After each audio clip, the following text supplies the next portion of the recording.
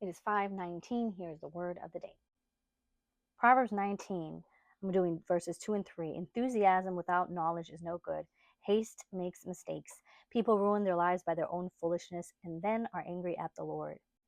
When I was young, I had a lot of enthusiasm, but I did not have knowledge to go with it. And so, therefore, I made a lot of hasty decisions that I regretted dearly later.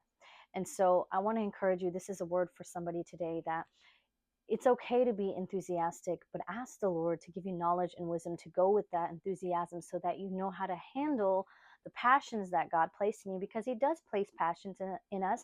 He does place talents and gifts in us. He does place desires in our hearts that fulfill a certain purpose. So having enthusiasm is not bad in itself, but ask the Lord, God, give me knowledge with this enthusiasm. Give me wisdom with this enthusiasm that I have so that I can execute your purposes in my life the proper way.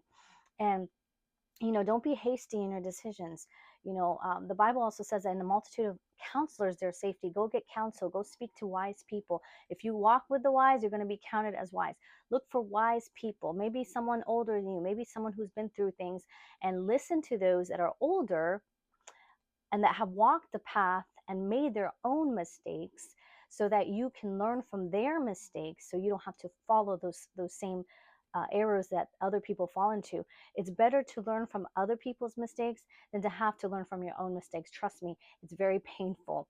The book of Proverbs also says, I don't know where, I'm going to look it up and put it here, but the book of Proverbs also says that there, with wisdom, there's grief. So look for those wise people, because a lot of times wise people are wise because they've had to go through grief.